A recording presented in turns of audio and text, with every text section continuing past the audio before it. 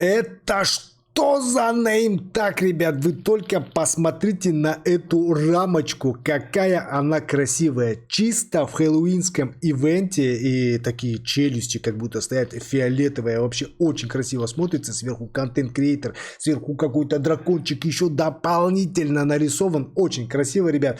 И у стимпанка, в принципе, то же самое. И в сегодняшнем видосике, ребят, я вам покажу, как получить такой же name-tag. Это не name-tag, который можно получить, допустим, из Battle Pass. Нет, его получают определенным способом. Для этого нам нужно вместе с стимпанком пойти на все 3 ночи по очереди, без выхода, а просто по continue до 3 ночи дойти, ребят. И все это делается только с одним ледаутом. То есть то, что мы сейчас возьмем, то, что я уже сейчас взял, это Golden Pyromancer, это инженер, это командир, это Pursuit и Ranger.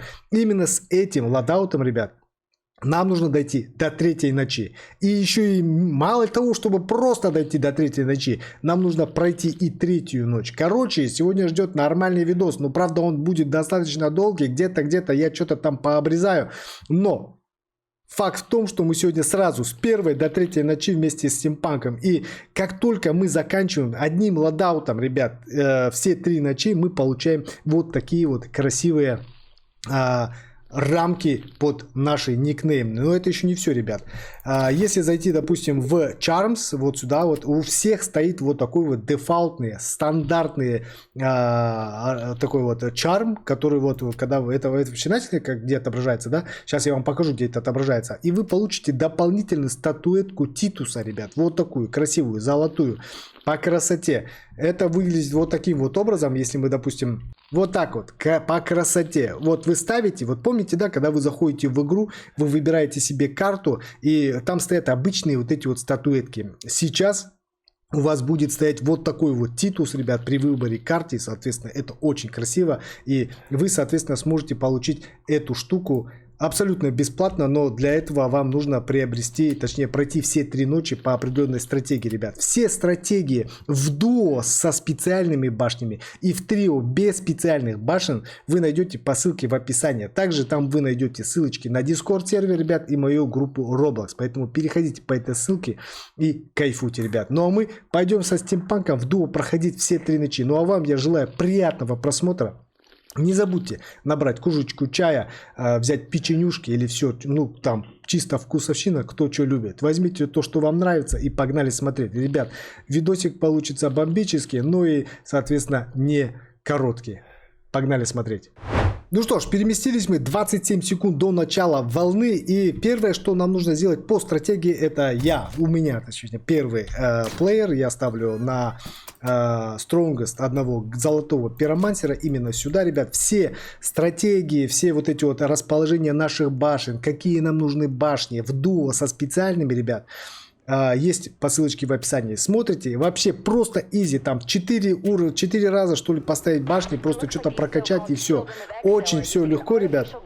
Поэтому по ссылочке, ребят, в описании заходите и по красоте кайфуете. Если, допустим, ребята, у которых нет специальных башен, по ссылке в описании будет дополнительная ссылочка на стратегию, где вы сможете пройти все 3 ночи. Хард ночи, ребят, не изи, именно хард, ребят, с определенными лодаутами, без специальных башен. Там, возможно, будут башни за левела, это турелька, это там, допустим, Pursuit или Круг-босс. Но есть стратегия в трио, без специальных башен. Также можете по ссылочке посмотреть и все по красоте.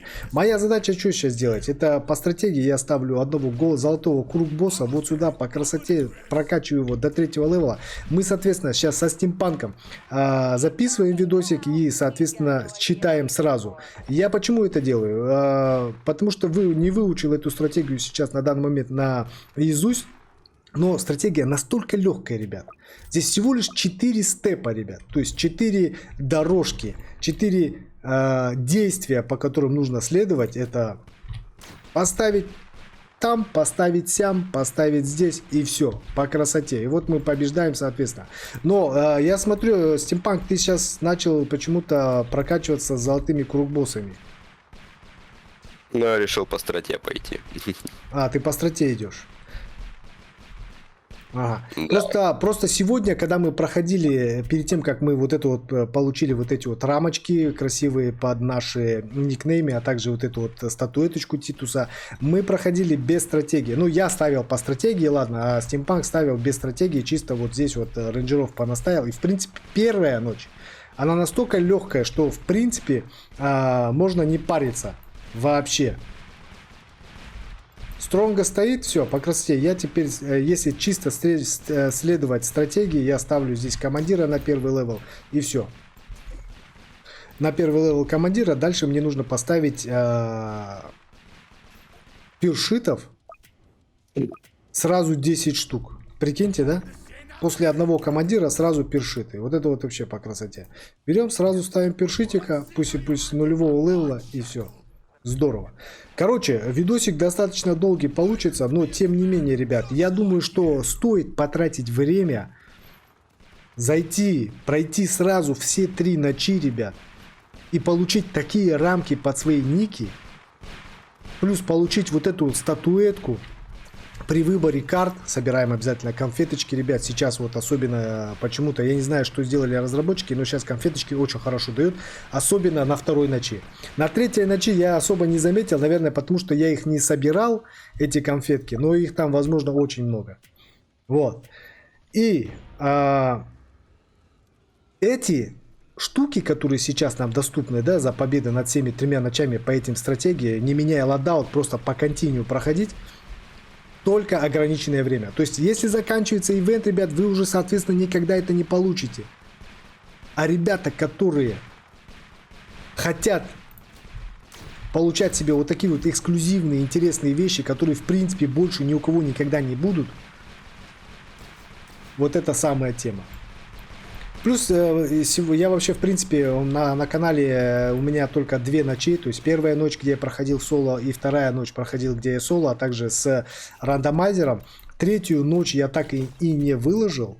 Но третью ночь я решил пройти вот таким вот образом. Сразу показать вам, что как можно пройти сразу все 3 ночи и получить вот эти вот интересные штуки.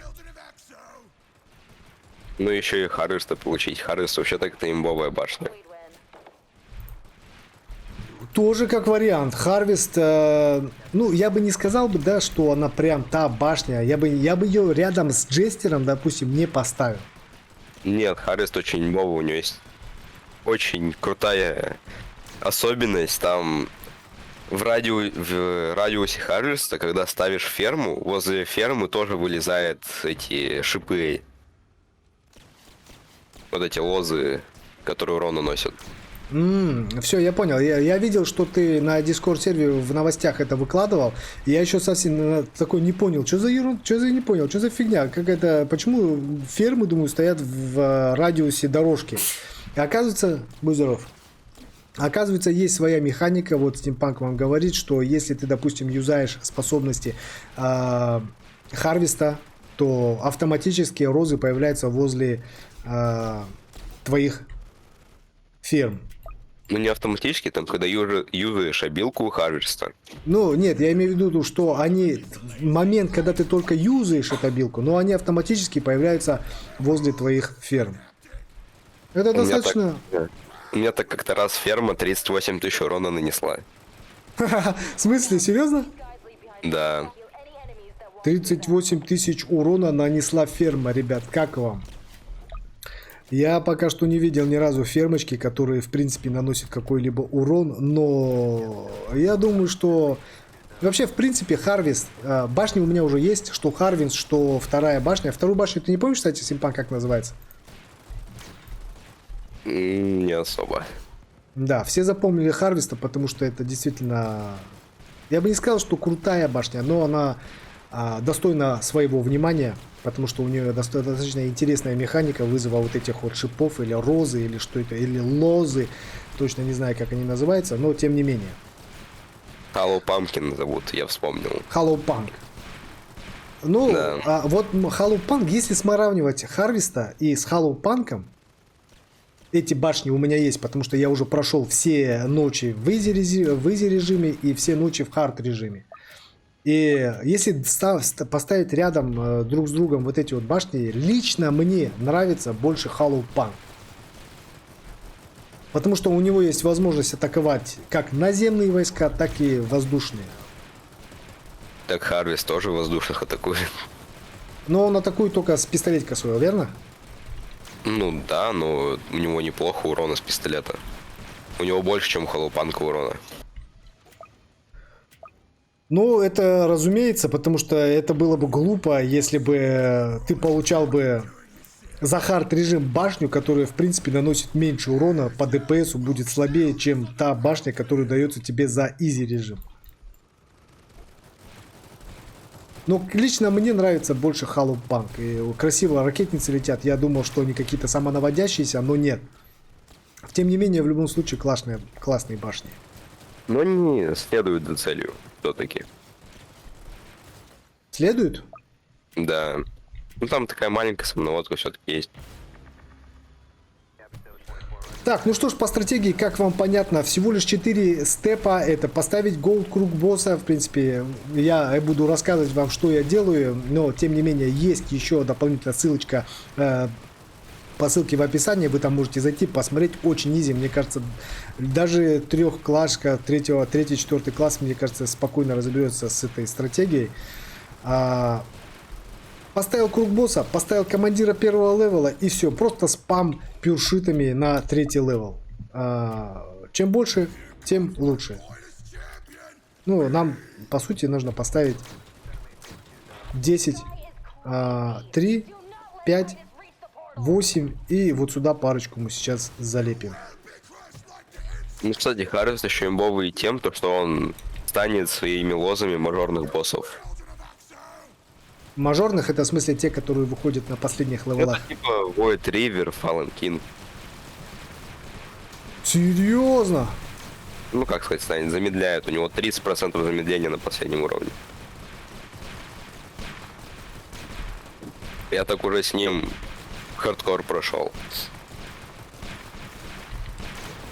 Ну, это реально прикольно. Это очень здорово, если это действительно так, что есть возможность станить боссом. Но мне кажется, со временем это все-таки пофиксят, потому что элементарно взять Джестера, когда Джестер выходил, у него тоже была офигенная возможность разворачивать боссов. Да за стан они не будут фиксить. Ну, Джестера пофиксили, потому что он на 50% где-то увеличивал ред, чтобы шли. А они замедляют на 30%. Ну, что это? Во-первых, Джестер замедляет и разворачивает. Это очень большой баф был. Там буквально босс дольше, чем в 1,5 раза шел.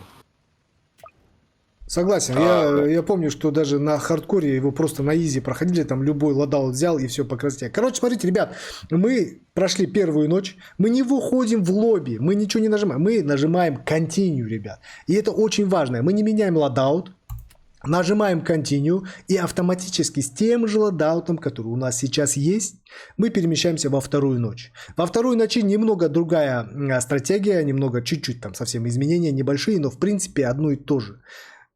Первым делом давайте сейчас я открою, где тут вторая ночь. Соответственно, стратегия тоже всего лишь 4 степа. 4 шага для победы над второй ночью. Я готов, поставил сразу, соответственно, сюда пиромансера и все. По красоте. Можно, в принципе, пропускать все эти кат-сцены, потому что я думаю, что не нужно на это время тратить. Можно будет, в принципе, выложить со временем какой-то видосик, допустим, со всеми кат-сценами. И это будет, мне кажется, прикольно, как-то полная картина без прохождения башнями. По поводу Джестера, что ты говорил, Стимпанк? Я тебя немного перебил, потому что мы первую ночь закончили. Ну просто тот же самый и Криомансер, и Шокер тоже мажорных боссов подзамедляют.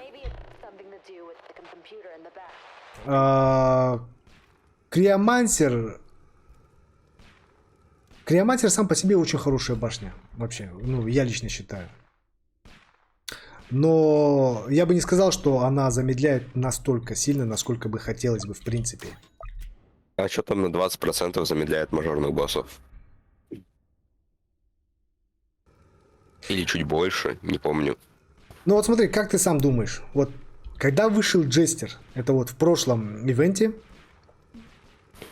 и такой механики, не просто замедление, а разворот босса, это же вообще просто имба было. Ну, Джестер, да, был самым лучшим саппортом в игре, но он был. Был, А Криомансеры есть сейчас. да. Но мне кажется, вообще, это... На тот момент никто из нас особо сильно не придавал огромного значения Джестеру, насколько он хорош. А сейчас, вот спустя какое-то определенное время, год спустя, все понимают, что Джестер это была имбовая башня с возможностью разворота, с возможностью отравления, с возможностью подгорания. Плюс урон от горения у него настолько был хороший, что пиромансер просто курил в сторонке на самом деле. Чё? Да нет, так-то все понимали то, что Джестер слишком имбовая башня. А мне Ну, пофиг. Насчет. Короче, смотрите, мы поставили пиромансера на 3-й левел, поставили здесь, если в первой ночи мы ставили его на Strongest, здесь мы ставим своего пиромансера на 3-й левел и ставим ему таргет рандом.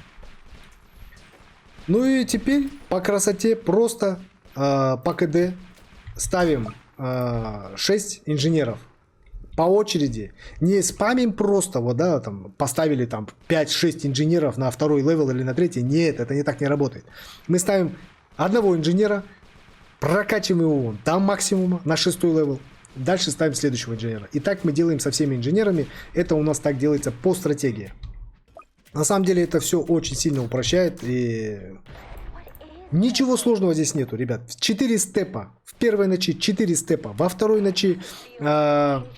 и где-то, возможно, 5-6 степов на 6-й ночи, потому что, ну... Ой, на 6-й ночи, говорю, на 3-й ночи, ну, потому что там, в принципе, ночь достаточно очень сложная, потому что до сих пор есть среди вас ребята, которые ее не проходили. Да, допустим, он Амирали говорит, что он до сих пор не проходил эту ночь. И это действительно возможность такая, убить 2 зайца. Если вы не проходили хард режим 3-й ночи, можете вот по этой стратегии, по ссылочке зашли, открыли с другом, зашли по красоте, закончили все это дело. Получили себе харвеста, получили себе неймтаг, получили статуэтку. Ну, статуэтка прикольная, она разговаривает, когда ставится. Да-да-да, I'm gonna say, I'm gonna impress, да, говорит? Да. Да, не, мне понравилось, очень классно. И ты знаешь, что нас как переводится то, что говорит Титус? Нет. Он говорит, я должен сказать, что я разочарован. Переводится, I'm gonna say, I'm gonna impressed. Вот эти слова переводятся как, я должен сказать, что я разочарован. То есть, когда выходит вот этот вот в первой ночи, когда он разговаривает, он говорит, это и есть типа ТДС, организация, которая типа так хвалится. Я должен сказать, что я разочарован, типа. Это все, что может ТДС организация и все такое. В этом духе. А потом в конце еле сбежали с кубом, с частью куба. Да. Но, знаешь, братан, вот если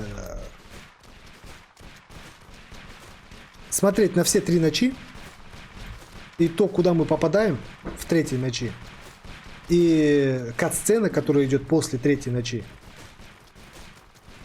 у меня складывается впечатление, что у них это было задумано.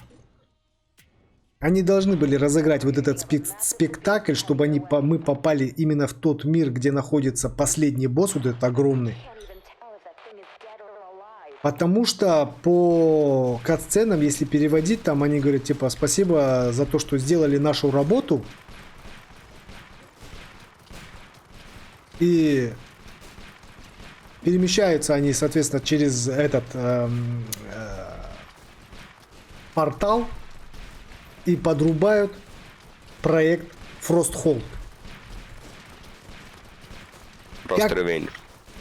Frost Revenge, да. Это такая многоходовочка. Просто это респект и уважуха разработчикам. То, что они не заканчивают вот эту вот историю на Хэллоуин ивенте. То есть история с детьми Экзо, она будет продолжаться и еще и на Frost Invasion. Но я бы сказал, что это было в целом логично. Не, ну вот ты... Это Да? было слишком тупо заканчивать такую идею. Ну, по сути, они могли бы же это сделать. Они могли бы сделать 4 ночи и на 4 ночи закончить это. Но они сделали многоходовочку. И я больше чем уверен, что, возможно, эта история не закончится на Frost Invasion. Ну, они в целом могут целый год гнать, так что, если не 2. Если они будут гнать это целый год, остается только похлопать этим разработчикам, потому что такого еще в ТДС не было. Ну так-то чё, это в ТДС ивенты не так уж и часто выходят.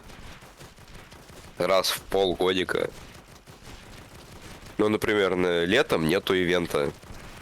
Ивенты есть на Новый год, на Хэллоуин, иногда на Даки. Ну, на это.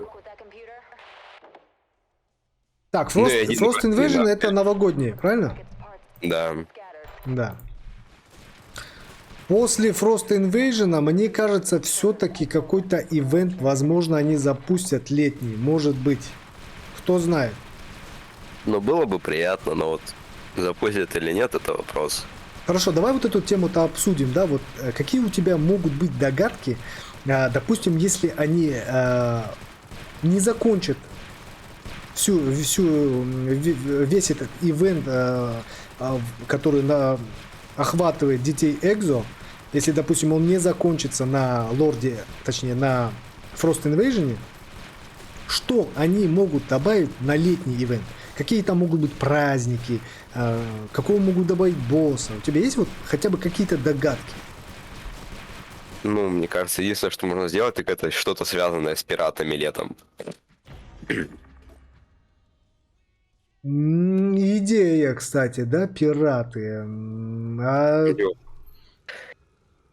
Там постапокалипсис. Фу ты, блин. Постапокалипсическое время, да? Да, пираты. Но пираты и постапокалипсическое время, оно как-то, ну, блин, не связывается. Ну, не, реал. Да нет, связывается так. Ну, постапокалипсис и пираты. Серьезно, бро? Ну да, чё бы нет. Постапокалипсис это вот... Это знаешь, вот у меня что в голову пришло? Вот Frost Invasion проходит, мы его проходим. Смотрим какие-то определенные кат-сцены, связанные с детьми Экзо. Потому что Титуса мы мочканули, а их 4. Их 4, бро. Да, кстати, 3-го в конце не показали последний.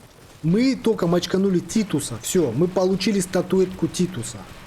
Это лично мое мнение, мои догадки, как, возможно, может в принципе складываться вся эта ситуация вокруг детей Экзо. И мое мнение такое, что после Титуса будет следующий брат Титуса, сын Экзо, которого покажут на Frost Invasion. И, возможно, это будет тот последний, который вбежал в портал. После Frost Invasion они запустят какое-то событие, которое будет крутиться вокруг 3-го сына Экзо, с которым мы будем также разбираться, и который, возможно, мы тоже получим статуэтку или какие-то определенные плюшки. И все это будет... Блин, я потерял мысль, прикинь? Ну там что-то говорил, то, что если мы будем за каждую ивент убивать по одному из членов. Да, по одному из членов семьи вот этого вот лорда Экзо. Но я потерял мысль по поводу летнего ивента. Если они, допустим, на Frost Invasion не остановятся, то, возможно, будет ивент, просто какой-то летний ивент, где мы будем просто проходить следующего босса. Вот как в первой ночи мы боролись с Титосом, то в Frost Invasion следующий сын, и летний режим будет, допустим, вокруг какого-то другого сына, который, допустим, у которого тоже свои какие-то задания, свои какие-то ловушки, свои какие-то порталы. Мне кажется, я больше всего надеюсь, что этот хэллоуинский ивент, который сейчас начал крутиться вокруг детей Экза, он протянется до самого августа следующего года. Ну так, скорее всего, будет. Зачем что-то новое придумать, когда есть уже хорошая идея, которую можно растянуть максимально? Конечно, братан, это еще не... Это, ты не понимаешь, это еще такая возможность у них появится заработать на ТДС хорошие бабки. Потому что есть ребята, такие как я, которые, допустим, появился Battle Pass, не бесплатно, за 500 рубаксов, который ты можешь приобрести и получить себе офигенные скины. Допустим, элементарно, как вот этот вот офигенный скин на диджея, который сейчас стоит 5-го левела у Стимпанка. Я задоначу эти 500 рубаксов. В чем проблема, бро? Потому что я бы хотел бы себе получить его. Вообще не деньги. Да. А ты прикинь, купят примерно, ну хотя, ладно, 20 тысяч человек. Но это лям робоксов. Как тебе, бро? Нормально? Да, это же в целом хорошо. Это нормально. И поэтому лично мне еще- кажется, да. Что еще? А что? еще один из этих еще 1% из этих людей купят пас полностью. Ну, не будут проходить, а скипнут его за робоксы. Согласен.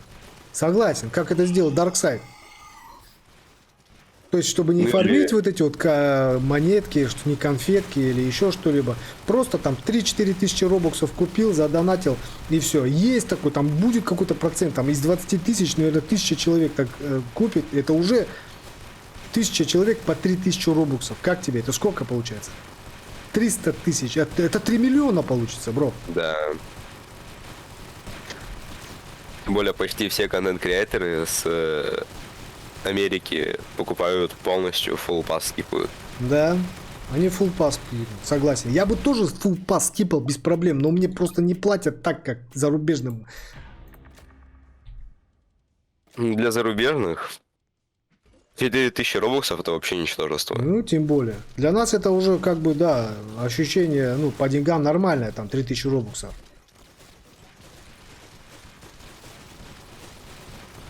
И это офигенная возможность.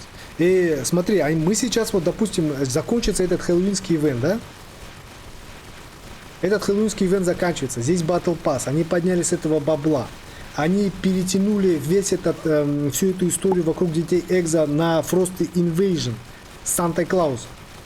И на Санта-Клауса я лично думаю, больше, чем я уверен, что будет такой же Battle Pass. Они в целом могут еще и Lunar Aventure опять это реворкнуть. Пожалуйста, пожалуйста. Frost Invasion заканчивается. Lunar Adventure. Иди ко мне. Как тебе? Не, ну так-то, если Lunar Aventure нормально реворкнуть, сделать более-менее и добавить пару ночей, это будет вообще отлично. Да, тебе зарядка нужна? Держи. Не за что.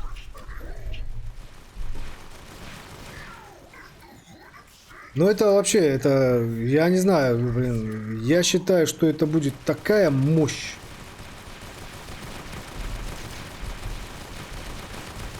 Чуть-чуть отступлю я от стратегии. У меня по стратегии нужно поставить 6 инженеров 6-го левела. Я поставил пока что там 3 максимального, одного 5-го левела. И поставил, решил поставить командира. Почему? Потому что я хочу, чтобы мои командиры заряжали моих солдат. Ну, крутое купил. крутого командира. Да, ты очень внимательный, стимпанк, потому что ты заметил эту систему. Я приобрел себе, если кто-то не заметил. У меня есть теперь Умбра командир. Я теперь по кайфу с Умбра командиром. Я купил ее только чисто потому, что это последний раз, когда можем мы ее приобрести. И я решил все-таки приобрести. Потому что, ну как бы я хочу иметь скины, которые есть только у меня или там у определенного количества людей. Я от этого кайфую.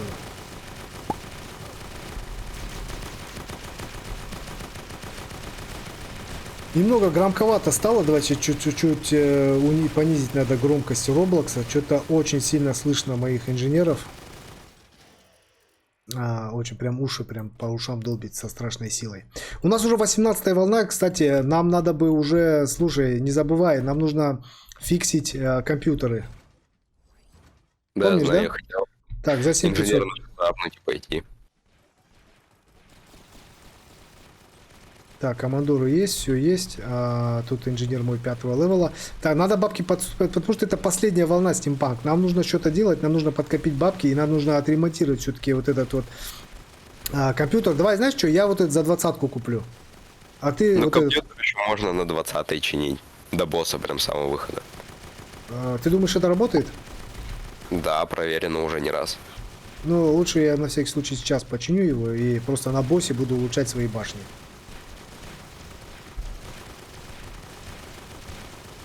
Ну, неплохо. Очень легкая стратегия, ребят. Пожалуйста, пользуйтесь. 20-я волна. Самое сложное будет уже, конечно же, на 3-й ночи. Ну и на 3-й ночи мы, в принципе, я надеюсь, что мы справимся.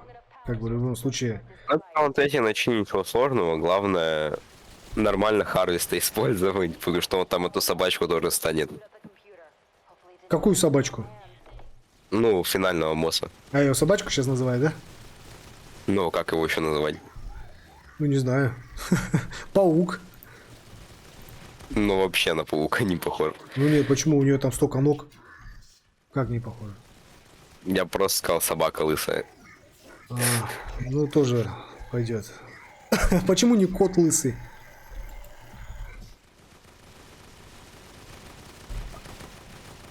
Ну, потому что песик. Ладно. Хорошо, пусть будет по-твоему, пусть это будет песик. Так, ну что ж, вышел у нас босс 467 тысяч HP. Пока что у нас немного башен прокачанных. Ну, сейчас это не вчера, сейчас вторую ночь облегчили. Кстати, да, Steampunk недавно рассказывал, что вторую ночь чуть-чуть там... Расскажи, что сделали с ней? Ну, вчера, вторую ночь, в трио без голд ковбоя и ковбоя было невозможно пройти. А почему так? Ну, потому что последний босс вот вообще денег не давал. Прям совсем? Вот прямо сейчас совсем. Титус на первой ночи и то больше давал.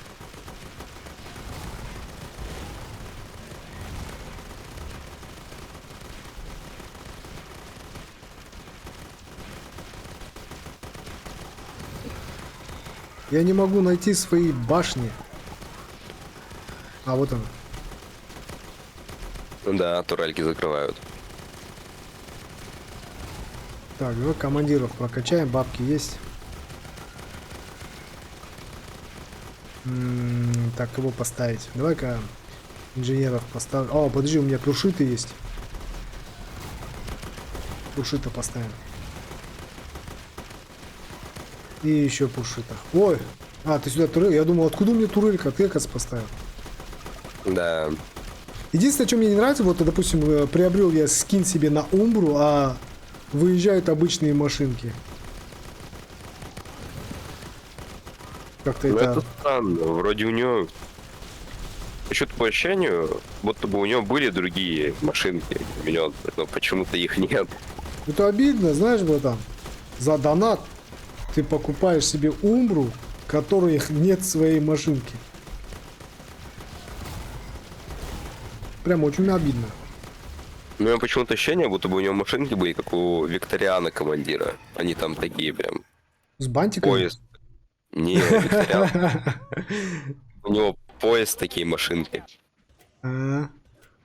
Ну, что-нибудь такое, там, в Умбра стиле, я не знаю, сделали бы, было бы здорово. Прикольно было бы смотрелось. Ну что ж, прошли мы вторую ночь, и по красоте нажимаем мы таким же образом Continue и перемещаемся с тем же лодаутом в третью ночь, ребят. И те, кто досмотрел это видео до этого момента, ребят, спасибо вам большое. У вас очень-очень хорошее терпение. И вы, возможно, вы действительно заинтересованы, как это сделать. Или, возможно, просто интересно смотреть, ребята. Мы же не просто там сидим и о чем-то каких-то неинтересных вещах разговариваем. Мы достаточно прикольные вещи рассказываем, как по мне. Так, я должен поставить максимум Golden Pyro. Вот сюда по красоте. И также рандом. А что, пропустить не можем, что ли? Так я уже пропустил. А у меня идет, прикинь. Ну, ТТС без багов, не ТДС. Ладно, посмотрим. Ну, не знаю, Харвестер, имба башня.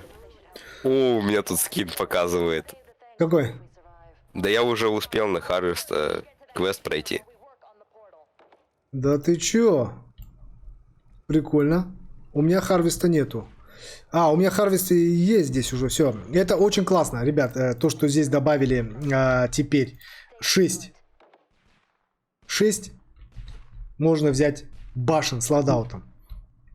И в одном из видео, ребят, Steampunk тоже, я обсуждал, знаете, какую ситуацию?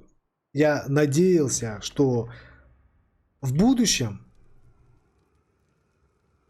нам дадут возможность приобретать 6 башен в игру. Ну, это 4. Сейчас хардкоры так 4 башнями проходят. В смысле 4? Ну, 6 башен, это на целую одну больше, чем 5. Да, смотри, знаешь, в чем прикол? Прикол в том, что 6-й слот, он будет выделен исключительно для башен поддержки. Но без ДПС. Допустим, я знаю, что там башни поддержки могут считаться и пиромансер, это и может считаться ледяной. Как его зовут? Криомансер. Криомансер. Нет. 3 башни. Это медик, это командир или диджей. Ну, тогда я бы сказал, логичнее будет сделать диджея, медика и командиром такими. Ну, даже не знаю, как это объяснить. Ослабить в смысле? Нет, не ослабить.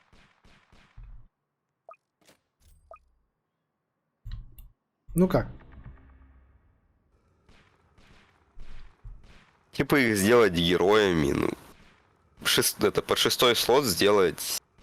Типа можно будет одевать отдельных героев. Но я не помню, там в каких-то играх это сделано. Там берешь определенную колоду, и у тебя 6-м, ну или там каким-то идет отдельная башня, типа герой. Но вот в том же самом Balloons TD6 там можно выбрать героя, лучника там или этого. Ну, тяжко объяснить, когда человек не знает. Но тебя сейчас слушает очень много людей на самом деле.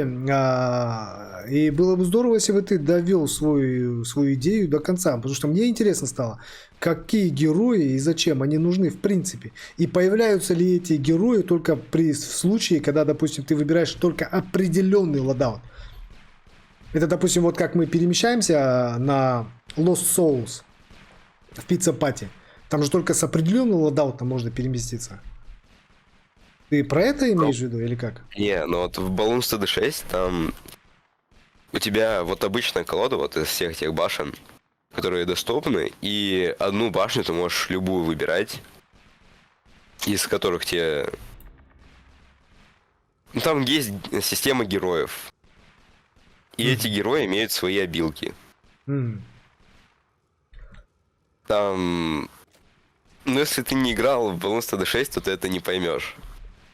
Ну хорошо, ну вообще, я в принципе так-то подумал, мне кажется, вот смотри, это элементарно тот случай, да?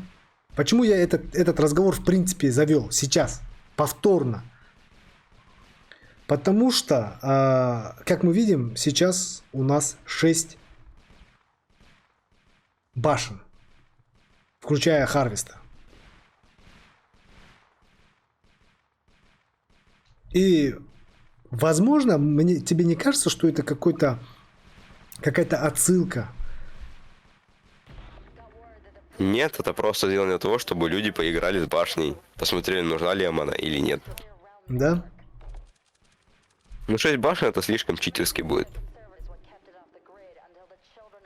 Ну, на самом деле, да, если у нас так, я с этой стороны думал, если мы, допустим, у нас будет 6 башен, то на одну башню ты можешь больше взять и, соответственно, нанести намного больше урона.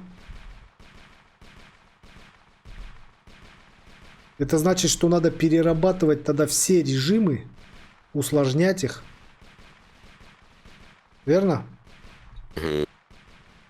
Иначе с 6 башнями, мне кажется, любую карту можно пройти. Элементарно зайти на Polluted Vessels можно в соло пройти с этими 6 башнями.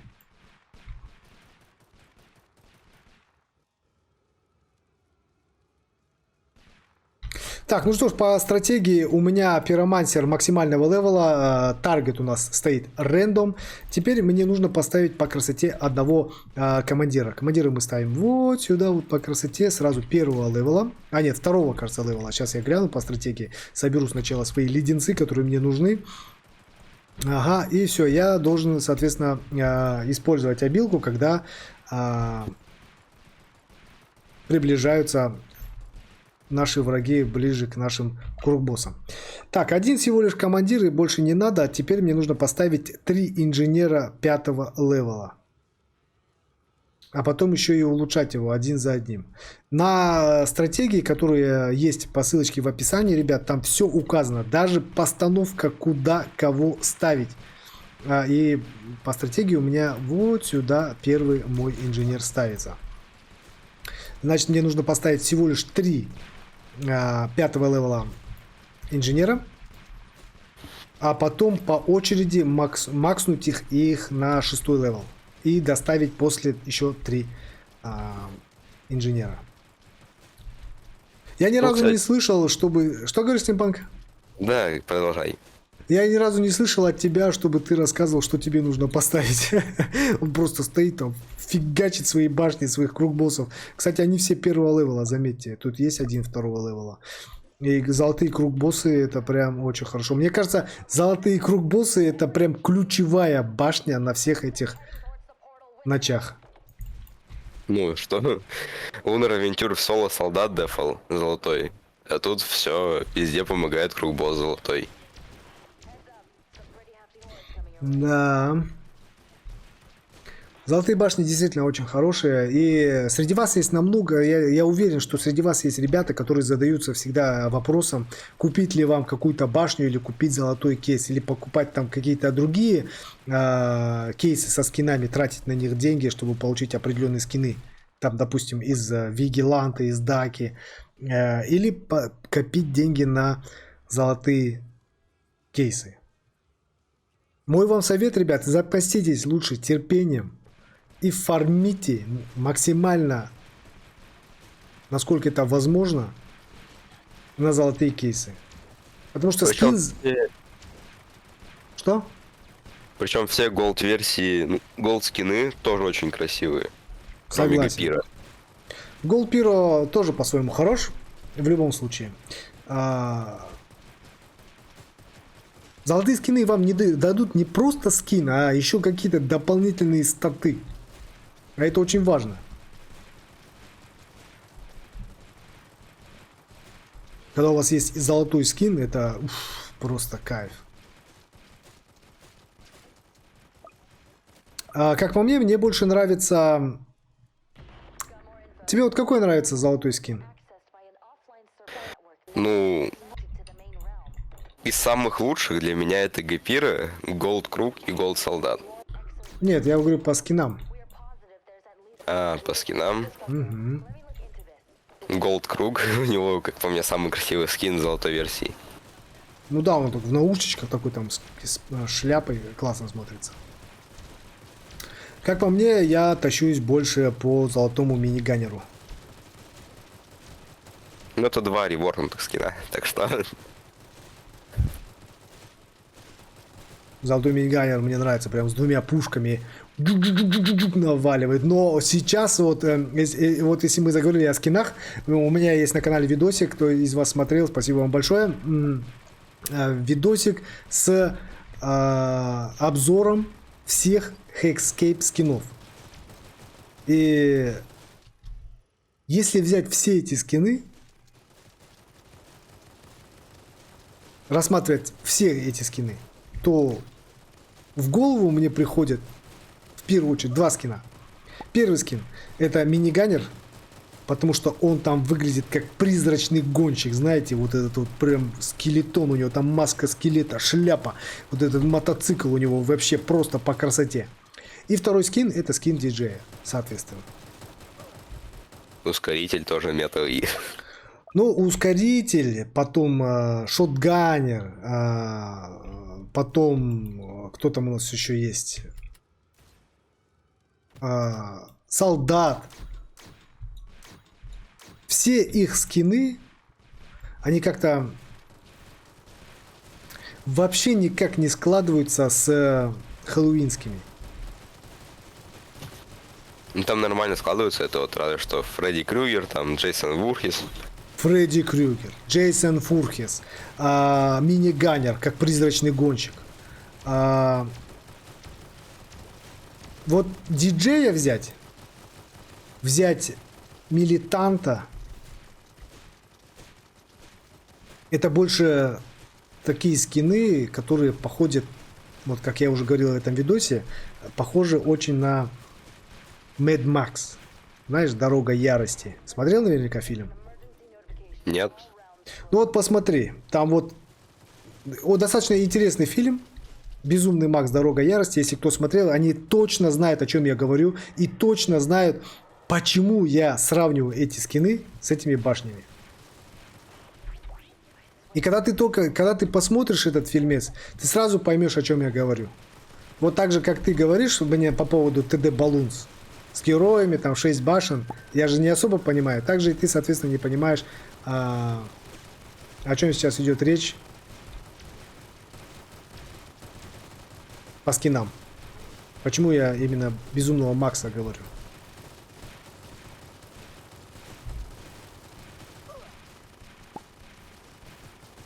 Вообще, в целом, тематика постапокалипсиса на скинах прикольная. Какой апокалипсис, как я не понял? Постапокалипсиса. Постапокалипсиса скины, ты имеешь в виду вот эти? Да. Ну, тематика прикольная очень. Так вот, я и говорю, Безумный Макс это фильм, где что-то вроде постапокалипсиса, знаешь? Там они живут не так, как сейчас. Там нет каких-то мегаполисов, городов. Там дикость. Там как раз таки вот такие вот машины, на которые появляется диджей, на которой он стоит. Такие тачки там ушатанные. В хлам. В общем, я тебе советую посмотреть фильм «Безумный Макс. Дорога ярости». Я уверен, что он тебе понравится. И, соответственно, ты сразу поймешь, о чем я говорю. И диджея ты там увидишь, я тебе гарантирую, которого сейчас нам показали. Там немного он другой, но он там есть. Диджей в Безумном Максе.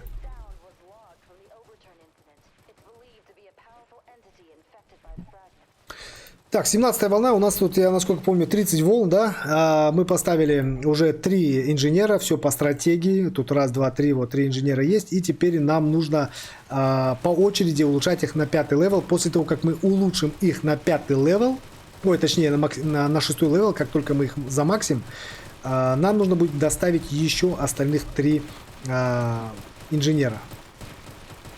35к, нифига, мне что, твой диджей не достает, что ли? Или что так дорого у него стоит? 35 тысяч, прикинь, прокачать диджея, с ума сойти. А Диджея, я скидку убрал. ты скидку убрал? Да, Ах ты сейчас нужно негодяй, было ты использовать. прям жестко мне по этой ударил, по экономике, знаешь? Ну, сейчас нужно было использовать по стратегии. На некромантах этих. Да ты чё? Вот я сижу, рассказываю, да, вот, что у меня достаточно очень легкая стратегия за первого игрока с командиром. Тебе сложно играть за твоего игрока? Ну, в целом, сейчас на диджея нужно будет очень сильно контролировать его. Это сложно? Ну, в принципе, если неправильно я юзану, то мы умрем. Пожалуйста, юзани нормально, четко. А там в стратегии написано, да, когда, в какой момент тебе нужно юзать своего диджея. Я на 17, на 19, это, на 26, на 29 и на 30 обилку на красном юзать. Ну вот вам, пожалуйста. Ничего сложного, в принципе, нет, просто юзайте обилки тогда, когда это действительно нужно. Так, три инженера максимального левела у нас уже есть. Я думаю, что нам нужно поставить еще командора, чтобы мы могли юзать абилити почаще.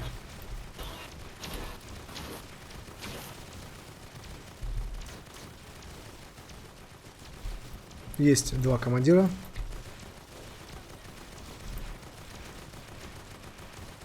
Пока что вроде как бы у нас получается достаточно неплохо. После 3 командиров мне нужно...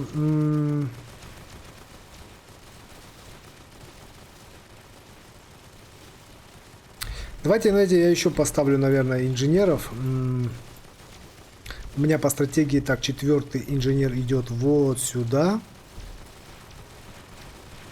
Вот так вот.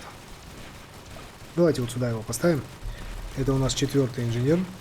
Опа-на, смотри, бабла хватило сразу максимального, прикинь, приобрел.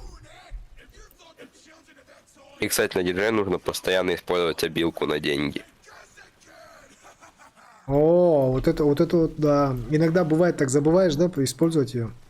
Угу. Так, инженера еще одного поставили. Следующий инженер у нас ставится вот сюда, рядом с 3-м инженером, которого мы ставили. Также максимального. Тут у нас уже вышел Титус, у которого 88 тысяч жизней, но он уже, Титус этот, возрожденный, так скажем. Между 8% защиты у него есть. Много, однако. Достаточно много. Я надеюсь, он... Блин, он еще идет по пути, по длинному пути, заметил? Да. Но не совсем выгодно для нас. Ну, мне кажется, мы размотаем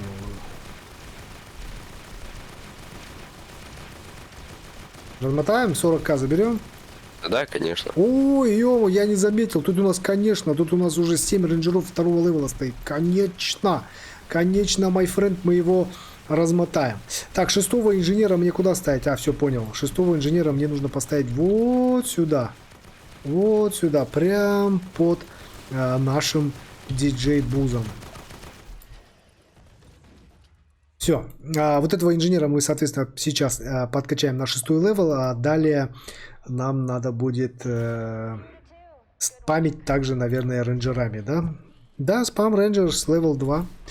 Потихонечку все двигается к логическому завершению. 21 волна, осталось всего лишь 9 волн. У нас, в принципе, хватает достаточно бабла. Моя задача очень-очень маленькая. Ставлю инженеров, юзаю абилити нашего командира.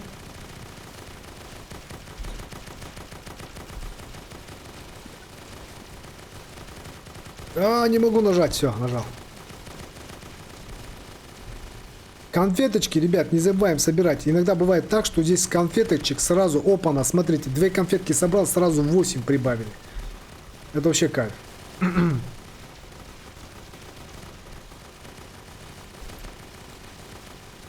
Максимально сколько я конфет за раз получал, то есть подходишь, одну конфетку собираешь, вот больше нету, допустим, на карте, вот лежит одна конфетка, да, ты к ней подбегаешь, берешь ее, а там сразу 14, прикинь. Ничего себе. Вот как раз на третьей ночи. Так, ну что ж, так, у меня тут дальше командиров я поставил. Рейнджеров, будем спамить рейнджерами. Пятый, рейнджер вот сюда, вот так. Второго левела. В принципе, мы можем улучшать по отдельности каждого рейнджера, но я думаю, что можно просто следовать стратегии, ничего более не выдумывать.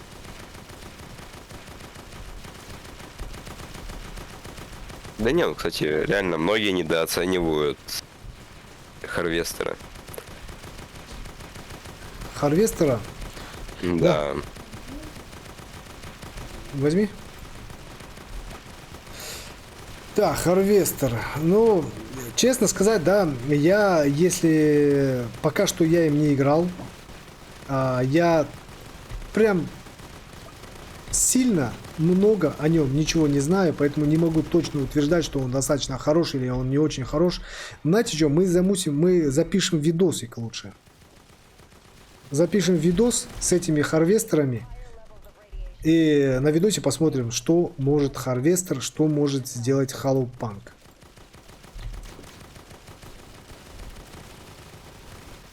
Не забывайте ставить лайкосы, ребят. Еще раз прошу вас.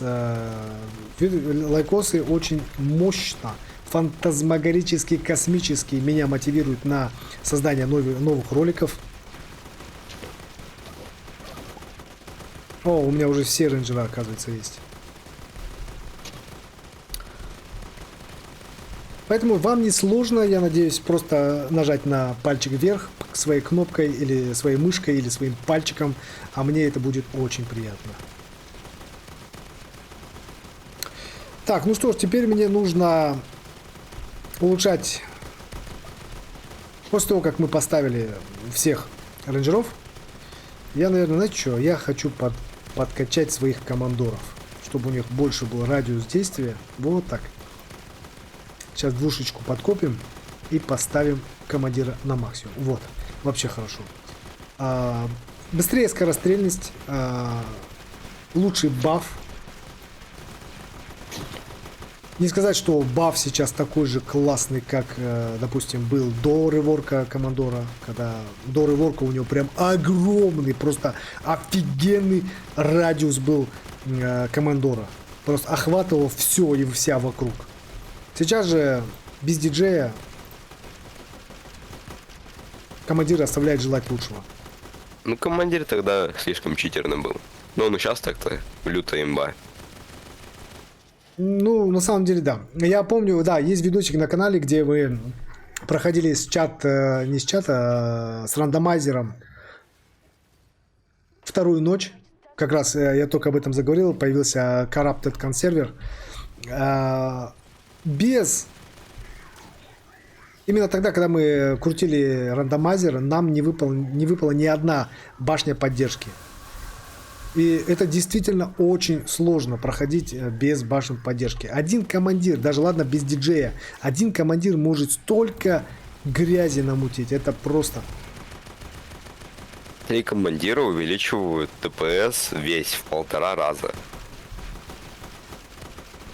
Ну, это согласен, это потому что, соответственно, башня, которая у тебя стреляет по стандарту, там со скоростью 1,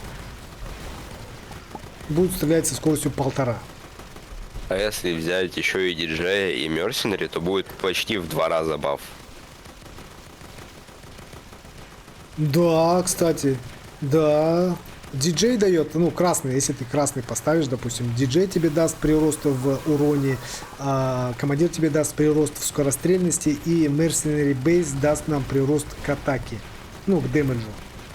А если плюс ко всему этому поставить еще флаг на дэмэдж и на скорострельность, а еще плюс ко всему этому ты скушаешь шоколадку, которая сейчас дается у нас на ивенте, которую ты кушаешь, ты видел, какая скорострельность появляется? А?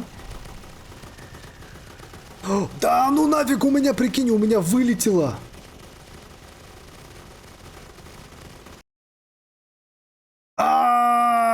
меня вылетело, у меня что-то с интернетом. Я очень надеюсь, что у меня сейчас перезайдет и никаких проблем не произойдет. Так, ну что ж, мы вернулись снова на 25-ю волну, на той волне, на которой я, соответственно, покинул катку, и за это я извиняюсь, ребят, у меня офнулся интернет, я не знаю, как это произошло, но, тем не менее, все осталось тоже так же, все сделано ровно по страте, все башни находятся на каждой на своих местах, ребят, как и было изначально. Потому что мы играем по страте, а это значит, что надо строго следовать, что куда ставить. И в данный момент все именно на том месте, на котором они стояли, когда я покинул катку, ребят. Ну и, собственно, знаете, о чем я рассказывал, Steampunk? Я говорил тебе, что... Точнее, ты мне говорил, что если, допустим, поставить командира, если поставить диджея на красный диск, дальше поставить Mercenary Base, плюс поставить флаг на атаку, плюс поставить флаг на скорострельность. И ко всему этому юзануть командира, а также съесть вот эту вот шоколадку, которую нам дают сейчас ивента. В момент, когда, вот, допустим, вы едите эту шоколадку, ваши башни ускоряются там на 25 или на 20%, ребят. И это все стакается. Вы понимаете, да? Ты понимаешь? Это где-то в 3 раза усиление. Это просто капец. Я один раз, короче, знаешь что, зашел в Fallen Mod, играл, допустим, исключительно, я ставил золотых ковбоев и золотых миниганеров.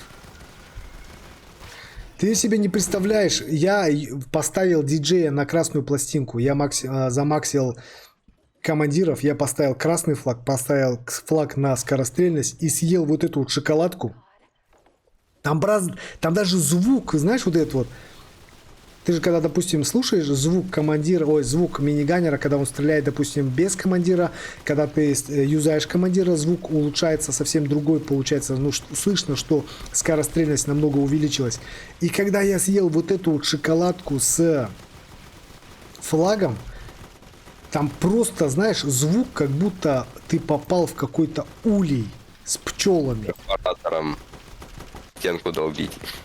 Это капец. Там настолько быстро они атаковали, что Fallen Boss, я не знаю, он так быстро пал, это просто капец какой-то. То есть... Ну, звук был как перфоратором стенку долбить. Да, вот. Или улей, знаешь, как будто ты попал в улей с пчелами. Это вообще просто такой звук был. И если кто-то хочет попробовать, ребят, если у кого-то есть такие шоколадки, есть флаги нужные, есть командиры, все это остальное, если поставить, вы просто послушайте, насколько быстро атакуют миниганеры. Это капец. Чисто для прикола можете попробовать.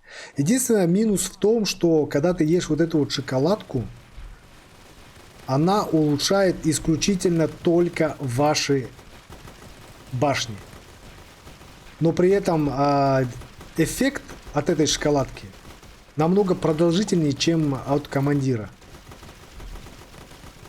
Допустим, когда ты юзаешь командира абилити, она действует ровно 10 секунд. Допустим, вот сейчас вот наведем на командира, видите, желтая шкала, которая уменьшается.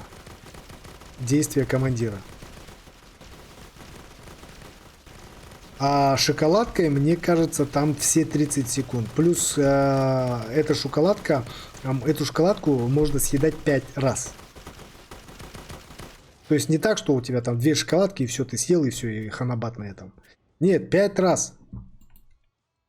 Так, ну что ж, у нас 28-я волна, у нас все рейнджера на максимум. И, кстати, у меня по стратегии после рейнджеров мне нужно спамить теперь пюршитами. Надо посмотреть расположение этих пюршитов. Так, 2 там, 4 здесь, 3 здесь, возле диджея. Так, я где-то вот здесь, значит, ставлю свои пюршиты. Вот сюда. Ставлю и сразу просто максимум. Максимум пюршитов сразу. Не забываем использовать, ребят, командиров. Это очень важно. По красоте. Скидочка есть. Пока что у нас командир на зеленой пластинке.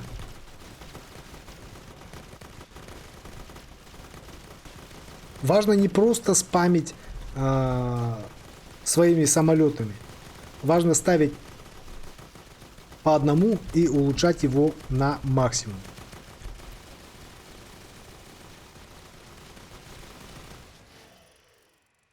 Здорово.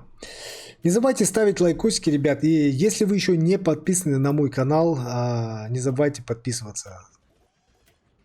Очень много видосиков. Допустим, если вы недавно начали смотреть меня, зайдите на канал где-то год назад. Там куча, просто тонна контента по Tower Defense симулятору. Это что за древо побежало? Тут я первый раз его вижу. Да, он прикольненький. Я прикинь, до этого не обращал внимания. Так, 2 поставил, так еще так, раз, два, три, и еще 2 рядом, вот сюда, вот по красоте. Одного вот так, ставим. Ну их достаточно незаметно, они бегут, когда уже все рейнджеры на фул. Ты имеешь в виду, что было бы лучше, если бы они бежали раньше? Да, но они бегут, когда уже все рейнджеры на фул, они умирают за одну атаку 14 рейнджеров. А ты прикинь, если они раньше побежали бы, это капец, они бы, наверное, по большей части, мне кажется, люди бы проигрывали именно на этой волне, когда они побежали. Потому что я не обратил внимания, но это вроде, кажется, 9000 хп у них. Ну, мало достаточно. Опа, 4000. Ой, 29-я волна. Ребят, 30-я волна. Смотри, Стимпак, не забывай, нам нужно ставить своих рейнджеров на Strongest. Всех. О, наконец-то. Наконец-то!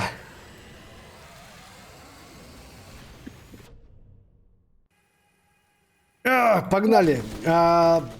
Не забудь, брателло, надо харвестов поставить на... Побольше харвестов. Да? Да. Так, подожди, харвесты на максимум. Харвесты, надо бы еще, блин, я не поставил еще рейнджеров на Strongest. Сейчас. Strongest. Очень ответственный момент сейчас у нас здесь. Так, и еще одного рейнджера на максимум. Да, Strongest. Все, по красоте. Нужно использовать вот эти вот шипы. Шипы побольше. Так, давай-ка еще одного харвеста вот сюда поставим. Максимально просто лучшая штука, которая есть здесь. Это обилка у нашего босса, который просто затмевает всю карту фиолетовым цветом. Надо вызвать подмогу от наших командиров. Плюс надо почаще его юзать обилки. Не забываем использовать обилки. Плюс, надо, подожди, надо еще же у меня эти есть. Самолетики побольше ставим. Обилочку ставим. Самолетика вот сюда, вот еще одного максимального. Вот так вот ставим по красоте. Обилочки включаем. Раз, обилочки 2, обилочки 3. Включаем, потому что нам нужно максимально много. Вот этих самолетов, на самом деле, я сейчас своих вертолетов ставлю не по стратегии. То есть их расположение ставлю не по стратегии. Это очень сложно ставить все по страте. Знаете почему? Потому что слишком много эффектов от нашего босса. И все это нужно как-то контролировать. Так, давай-ка еще одного вот сюда поставлю, наверное, вертолетика. Все, кажется, я 10 вертолетиков поставил. Раз, два, три, четыре, пять, шесть, семь, восемь, 9. Давай-ка вот сюда еще одного поставим. Все. Все башни у нас на максимуме. Теперь нам просто остается юзать обилки, которые нам нужны.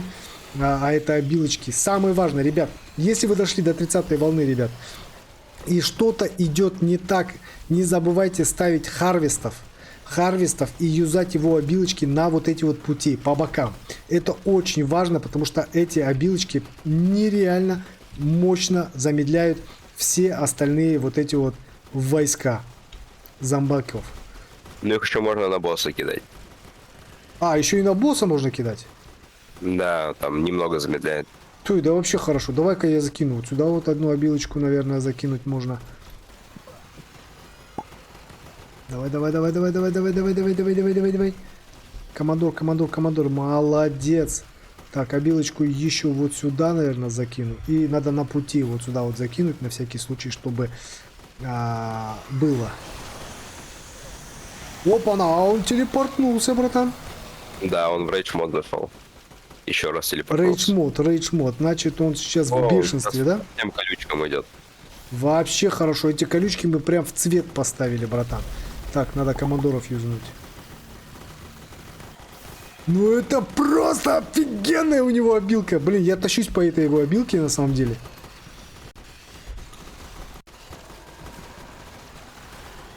Я тащусь от этой фиолетовой его обилки. Так, командора вызываем. И колючек, побольше колючек. И колючки вот сюда. Командора юзаем, командора машинок вызываем. 200 тысяч хп у него в принципе осталось. Я думаю, что это в принципе победа. Ай-яй-яй. Я еще, прикинь, умудряюсь собирать конфетки иногда. Так, давай колючки еще сюда закинем. Но он просто, смотри, он станет абсолютно всю карту. То есть... Это да, это прикольно.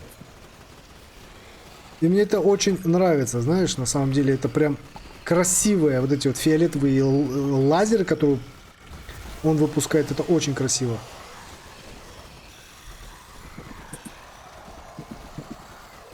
Давай. Косарь хп, отлично, my friends.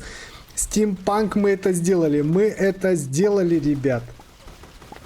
А всего лишь что нужно было лозы ставить. А всего лишь-то, да, вот, имейте в виду, ребят, ставить нужно обязательно вот эти вот штуки.